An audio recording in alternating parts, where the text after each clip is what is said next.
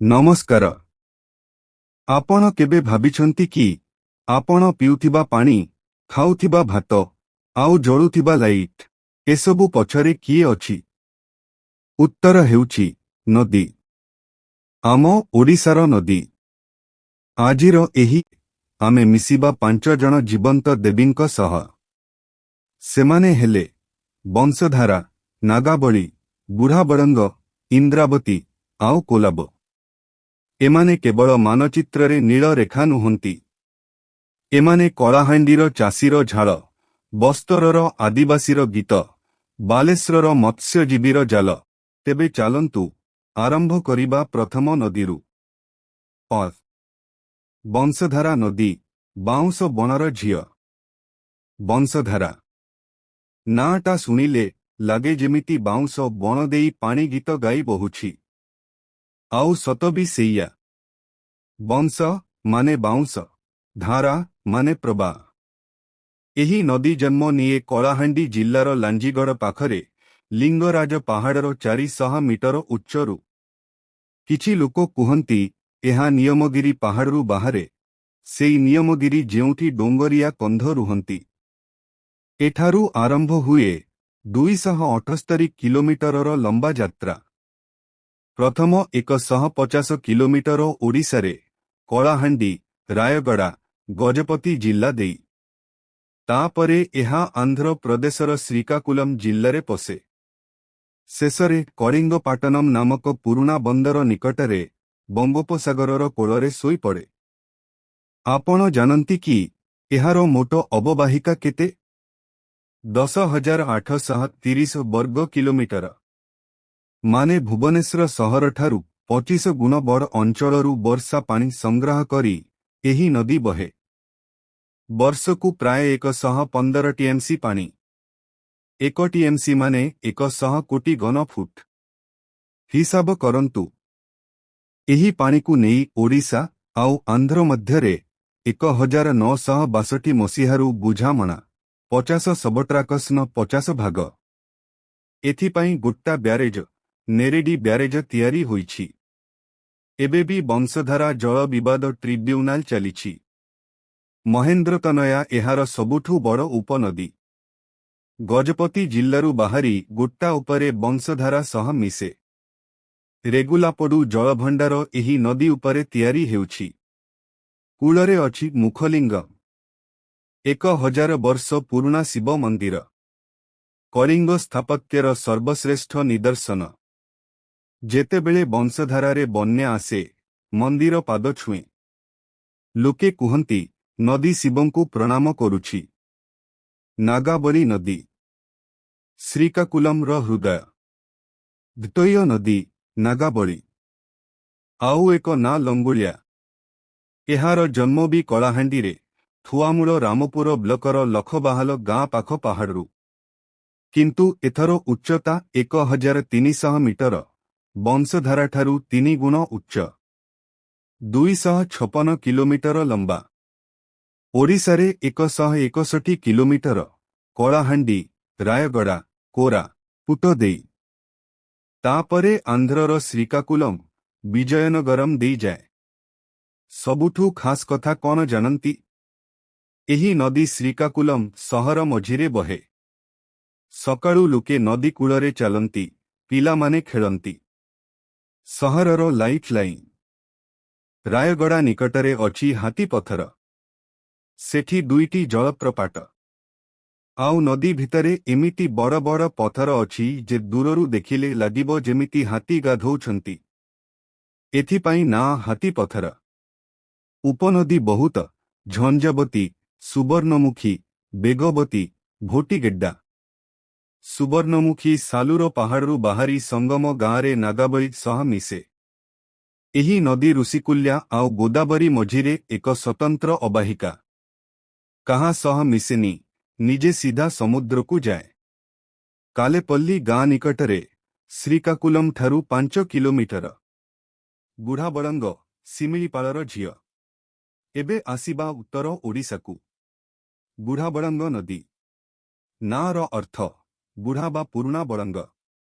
ଜନ୍ମ ମୟୂରଭଞ୍ଜ ଜିଲ୍ଲାର ଶିମିଳିପାଳ ପାହାଡ଼ରେ। आउ जन्म हेबा मात्रे एहा करे भारतर द्वय उच्चतम डिया बारेही पानी जलप्रपात 399 मीटर उच्चरू पानी खसे। भाबंतु कुतुब मीनारठारू 5 गुण उच्च एही जलप्रपात सिमिलीपाल जातीय उद्यान भितरे। सिमिलीपाल माने कौन? एशियार सबुठू बड़ शाल जंगल, व्याघ्र प्रकल्प, हाथी अभयारण्य आउ यूनेस्को बायोस्फियर रिजर्व। आउ गोटे कथा, दुनिया रे केवल सिमिलीपाल कला बाघ मिले। हाँ, कला रंगर बाघ, मेलानिस्टिक टाइगर। एमाने बुढ़ा बलंगर पानी पियंती। नदी 198 किलोमीटर जाई बारिपदा सहर, तापरे बालेश्वर सहर देई बंगोपसागर रे मिसे। उपनदी सोनो, गंगाधर, काट्रा, पालपाला, चिपाट, सुनेई, देव सबु सिमिलीपालरू बाहरंती। एही नदी बैतरणी साळंदी नदी को भी पानी दिए। माने गोटे नदी तीनिटा नदीर मा। पथ इंद्रावती बस्तरर अम्लजान। एबे आमे जीवा दंडकारण्यकू। इंद्रावती नदी छत्तीसगढ़र बस्तर जिल्लार लोके एहाकू बस्तरर अम्लजान कुहंती। काहींकी? कारण एही नदी बिना बस्तरर घंच जंगल बंचिबनी। जन्म पुनी कलाहांडी रे। थुआमूल रामपुर ब्लकर मार्डीगुडा गाँ 914 मीटर उच्चरे। देखिले कलाहांडी केते नदीर जन्मस्थान। एथिपाई कलाहांडी को ओडिशार छात कुहा जाए। इंद्रावती 535 किलोमीटर जाए। प्रथम 164 किलोमीटर ओडिशारे कलाहांडी, नवरंगपुर, कोरापुट। तापरे 233 किलोमीटर छत्तीसगढ़र बस्तर देई। शेष 129 किलोमीटर छत्तीसगढ़ महाराष्ट्र सीमा होई बहे। जगदलपुर सहर एही नदी कूलरे। आउ जगदलपुर ठारू 40 किलोमीटर दूररे अछि चित्रकोट जलप्रपात। लोके कुहंती भारतर नायाग्रा। काहींकी? कारण 29 मीटर उच्चरू 300 मीटर चौड़ारे पानी खसे। घोड़ा नाल आकाररे। मौसुमीरे एहार गर्जन 5 किलोमीटर जाए शुभे। इंद्रावती जातीय उद्यान एही नदी नारे। बनुआ महिषी, चिताबाघ, हिल माइना सबु एठी। उच्च इंद्रावती डैम कलाहांडीर मुखीगुड़ारे। पूर्व भारतर सबुठू बड़ 600 मेगाट बिजुली। एही बिजुली रे आपणंक घर लाइट जळुछि। गोटे अद्भुत कथा सुनंतु। बन्या समयरे इंद्रावतीर पानी जरा नाला देई साबरी नदी को चली जाए। माने दुई नदी प्रकृति द्रा जोड़ी होइछंती। भाबंतु ओडिशार 5टा मुख्य नदी भितरे केवल कोलाब 1374 मीटर उच्चरू बाहरे। माने प्राय 4500 फुट। एहा कोरापुट जिल्लार सिंकराम पहाड़। सेठी बादल तले लगे। सेही बादलरू ही टुपा टुपा होई जन्म निये कोलाब। कोलाब माने कौन? किछि लोक कुहंती कोला आब। आब माने पानी। आउ किछि कुहंती एहा कोल जनजातिंक नारू आसिछि। किंतु तळकू गला बेळकू ना बदली जाए साबरी। काहींकी? कारण एही अंचल सबर जनजातिंक घर। आउ रामायणर सबरी मां जिए रामंकु बेर खुआइथिले से एही जंगलर। प्रवाह पथ जयपुरु घाटी जाए। जन्म हेबा परे कोलाब प्रथमे उत्तर पश्चिम दिगकू बहे। पाखापाखि 20 सबट्राकस्न 30 माइल गला परे जयपुर तहसील देई जाए। जयपुर कोरापुटर पुरुणा राजधानी।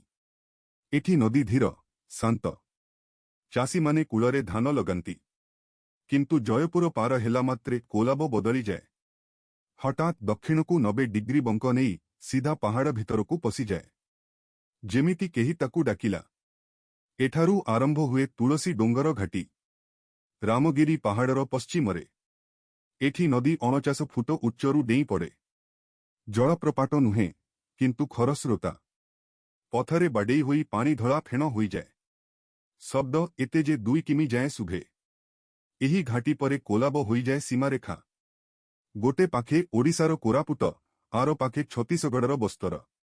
प्राय 200 किलोमीटर एमिति दुई राज्यकू अलगा करी बहे। एही 200 किमीरे नदीर ढाल केते जानंती? प्रति किलोमीटर रे 2.25 मीटर। माने पानी सबुबेले दरुछि। एथिपाई ही एठी एते ड्याम। पॉस पॉइंट उच्च कोलाब ड्याम शक्तिर भंडार। जयपुरठारु 15 किमी दूर रे अछि उच्च कोलाब प्रकल्प। एहा ओडिसार गर्व। 1977 रे एही ड्याम तैयारी हेला। उच्चता 54.5 मीटर, दैर्घ्य 630 मीटर। जलभंडार एते बड़ जे ता भितरे छोट छोट द्वीप अछि। वर्षा दिने एहा समुद्र भली लगे। एठी अछि 4टा यूनिट, प्रति यूनिट 80 मेगाट, मोट 320 मेगाट। एही बिजुली दक्षिण ओडिसार घरे घरे पहुंचे। आपण जेतेबेले लाइट जलांती मने रखिबे सेई आलुओ कोलाबर पानीरु आसीछि। केवल बिजुली नुहे, एही ड्याम 47,950 हेक्टर जमी को जलसेचन दिए, माने 1,18,000 एकररू बेसी। कोरापुट नवरंगपुर जिल्लार चाषी खरीफ और रबी दुईथर फसल करिपारुछंती। आउ गोटे कथा, कोरापुट सहर को पीवा पानी भी एही जलभंडाररू जाए। माने बिजुली, चाष, पीवा पानी तीनिटा जाक काम गोटे ड्याम। साबरी, हेबा ओ इंद्रावती सह संपर्क। मालकानगिरी जिल्लारे पशिला परे कोलाबर ना बदली जाए साबरी। एठी नदी चौड़ा होई जाए, धीर होई जाए। दुई कूलरे घंच जंगल, शाल, पियाशाला, बाउंस। एठी गोटे अद्भुत कथा घटे। वर्षा दिने जेतेबेले इंद्रावती नदी रे बन्या आसे, तार पानी जरा नाला देई साबरी को चली आसे। माने प्रकृति निजे दुई नदी को जोड़िछि। भावंतु कलाहांडीर पानी मालकानगिरी आसुछि। मोटू गाँ निकटरे साबरी सह मिसे सिलेरू नदी। सिलेरू भी बड़ नदी आंध्ररू बाहरिछि। दुई नदी मिसी आहुरी बलशाली होई जाए। तापरे शेष यात्रा कुनाबरम। आंध्र प्रदेशर एही स्थानरे साबरी गोदावरीर कोଳରେ लीन होई जाए। गोदावरी दक्षिण भारतर गंगा। माने कोलाबो शेषरे गंगारे मिसुछि। तेबे बंधु माने एहा थिला कोलाबो बा साबरी नदीर कहानी। 1374 मीटर उच्चरू जन्म नेई 418 किलोमीटर यात्रा। बाटरे 320 मेगावाट बिजुली, 48,000 हेक्टर जलसेचन, कोरापुटकु पानी, आउ शेषरे गोदावरी रे मिसिबा। किंतु आजी एही नदी विपदरे। जंगल कटा हेउछि, माटी धोई होई जलभंडार पोती हेउछि। आमे जदि पहाड़ न बंचाइबा कोलाबो सुखी जीव। आउ कोलाबो सुखिले लाइट बंद, चाष बंद, जीवन बंद। जदि आपण आम चैनल को प्रथम करी आसिछंती तेबे एबे ही सब्सक्राइब करंतु एवं पाखरे थिबा बेल आइकन को दबाई दियंतु, जद्रा आमर समस्त नुआ भिडियो आपणंक पाखरे सर्वप्रथमे पहुंची पारिबो। आसंतु आरंभ करिबा आजिर एही विशेष भिडियो।